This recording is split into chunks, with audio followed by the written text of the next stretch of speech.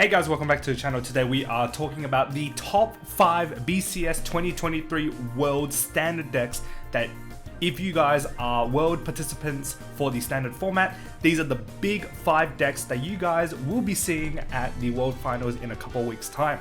If you guys need any coaching, my Metafy link is in the bottom right hand corner and in the description. Feel free to book a session and we can get started. If you guys haven't already, click that subscribe button for all notifications on new videos on this channel. So this is the top 5 most popular decks, and I think the top 5 decks that you probably will see in 7 to 8 rounds throughout the whole day. These are probably going to be the most represented, probably the top 5 picks that, World Finalists will be looking at to pick for their deck. And the first one is Youthberg Full Blast. The reason why this deck is rated as my #1 pick is that everyone loves Youthberg, and let's be real, Youthberg is, the daddy of the format. Everyone loves Youthberg, and it got insane support. It's super straightforward to do, to use, and it's very clean, right? You don't really have to think about it too much. The only things you really need to think about are probably the heal triggers. Otherwise, everything else in the deck just kind of goes by itself. This deck is very strong, especially if it goes first, gets all of its pieces straight into Full Blast, plus 15 to the front. I think it's like crit, drive, bottom deck a card. It is actually very, very strong. 4 attacks, 2 Vanguard swings. It is deadly.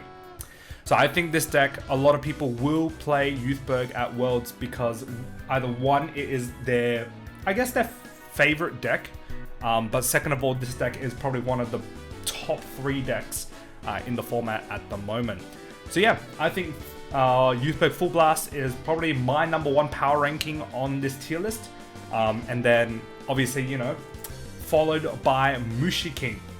If you guys are testing for Worlds for the standard format, you guys should know this deck is ridiculous. Now, if I'm playing standard Worlds, I probably would bring in Mushi King. This deck is actually insane. With the extra 4 cards in the 50 card deck rule, actually makes this deck much better, because then you can run more mushrooms, you can play Dianthas, you can play the 4th copy of Super Tornado Throw, you can play little bits and bobs here and there, and I think this deck is just so strong. Like, imagine having a +1 for a Soul Blast 1 every single turn from turn 1. And imagine if you're going first and you're attacking with Japanese Beetle and you're hitting for 28. Like, how is that fair? Right? Like 13 and 28, and you're playing against decks like Dul Ignas, which is like a turn 4 deck, and you're like absolutely smashing him. You're playing against Vivace, which is also a turn 4 deck. Like, how are you winning?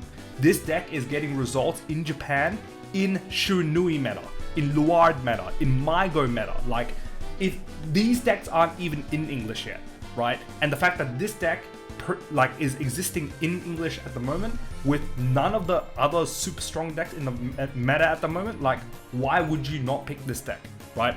This deck is super duper strong, insane numbers, rushes a ton, does not care at all about what your opponent does, and it just does what it does. It's the overlord of the format. Very, very strong deck, very strong contender for Worlds. Then the third deck is Bastion Accord. And why I'm placing Bastion Accord third is because it has access now to Sapient Owl. Sapient Owl was not available in the BCS 2023, regular season circuit. So now that we have access to the Owl, this deck is super duper strong. Again, it has the same discussion as Mushi King.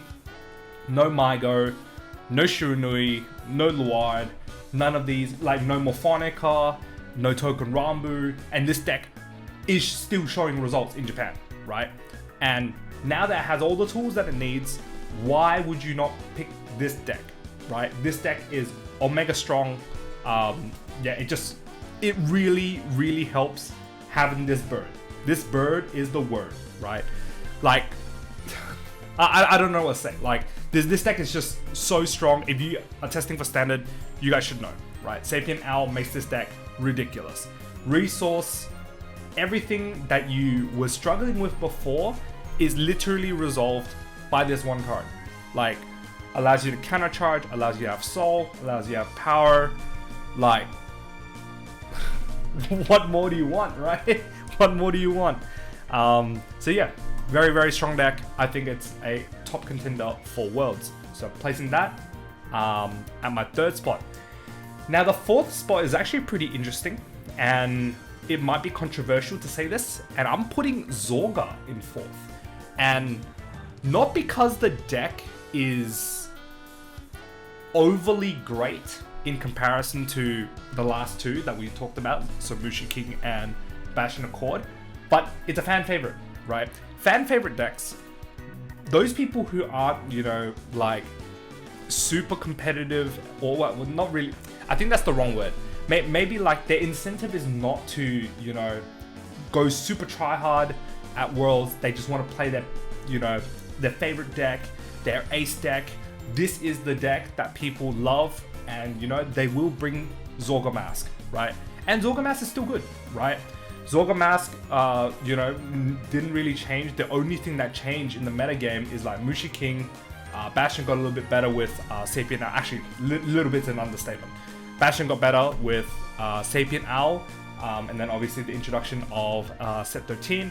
But this deck can still keep up. Like the deck hasn't really changed. Yeah, it's just really, really strong, really solid pick, and I think, you know, those who proficient in Zorga will do really well with this deck at Worlds.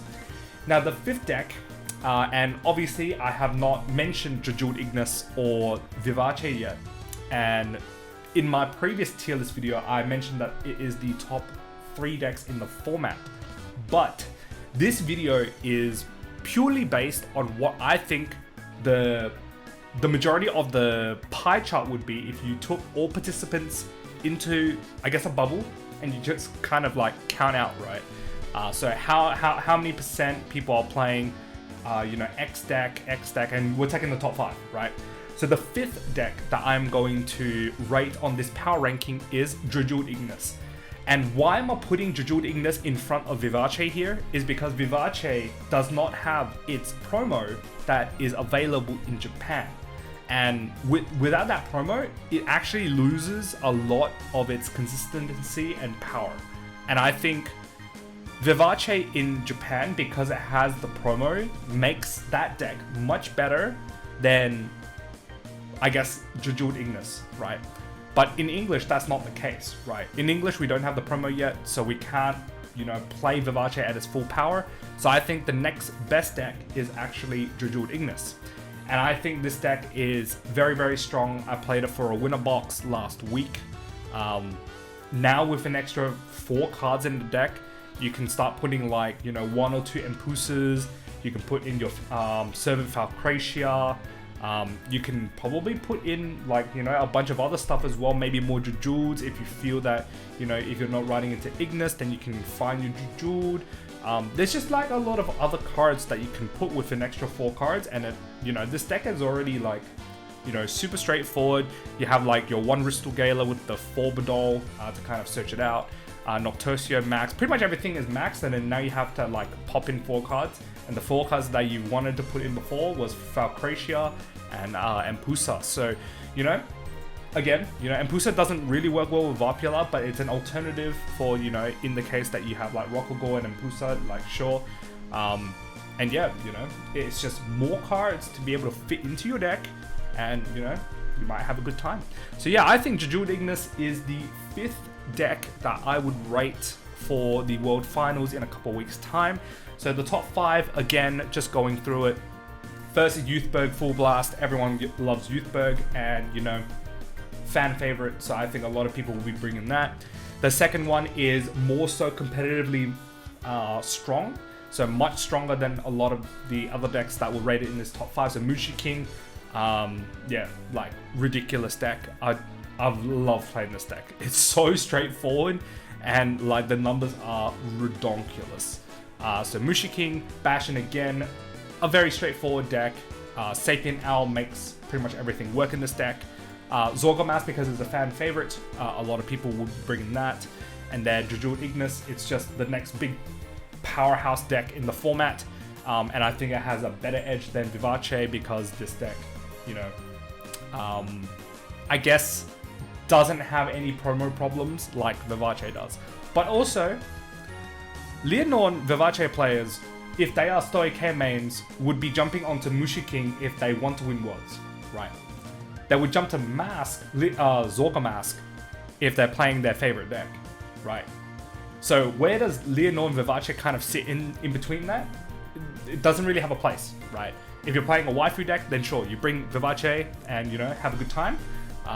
But yeah, I just think that a lot of the population who are, you know, participating at Worlds will be bringing these other 5 decks. Some other notable mentions to kind of cap out this video. So again, I mentioned Vivace, so I think Vivace is also another deck to kind of look out for. Others would be just like off-meta picks, like, I don't know, heroes.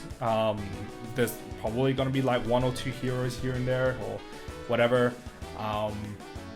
I think that's mainly it. Maybe there'd be like, you know, just Orphis Mask. I think Orphis Mask is also another deck that a lot of people are, you know, looking towards.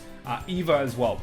The reason why I put Eva is that Eva now has 4 extra slots to play with, and it can start including orders that it couldn't play before. So I think, you know, people are, you know, still playing Eva. So I think Eva is another pick there. And then, yeah, obviously there's a plethora of other decks that you could probably put in this list. But I think the other notable mentions would be what? Vivace, Orphis Mask, Eva, and yeah, whatever the other one I said. So yeah, that is the top 5 power rankings for BCS 2023 Worlds. It is happening in 3 weeks' time. So I'm super excited, heading out to Japan in 2 weeks, and this is going to be an absolutely fun world. We're going to see a lot of different decks as well, just kind of different adaptations on how people kind of approach the 50 card deck rule. So yeah, I think it's going to be an absolute blast, and hopefully I see some of you guys there. If you guys like this video, pop a like, comment down below what you guys think of this video. If you guys, you know, think that there are other decks that you guys will probably see, let me know down in the comments. You know, it might help, you know, world finalists that are testing at the moment to become world champions. If they read the comments, then they might be like, oh, I forgot about that deck, I'm going to test it against that deck, and you know, it might just save them 1 game at Worlds. If you guys haven't already, click that subscribe button, and I'll see you guys in the next video. Peace.